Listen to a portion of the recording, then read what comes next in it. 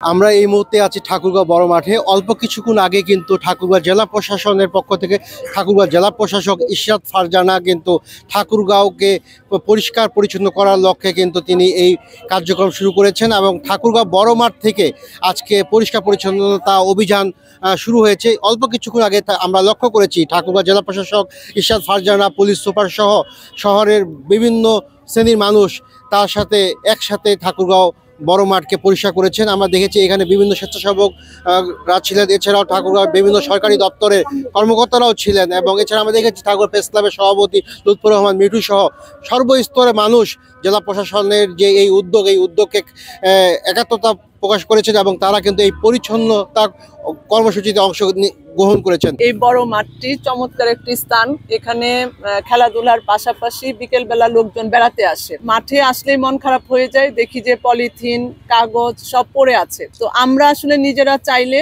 অনেক কাজ করতে পারি। যেমন আজকে একটি প্রোগ্রাম হলো, আমরা এই মাঠে যারা উপস্থিত ছিলাম সকলে মিলে মাঠে যত কাগজের টুকরো, পলিথিন ছিল এগুলো আমরা সবাই মিলে পরিষ্কার করে ফেলেছি।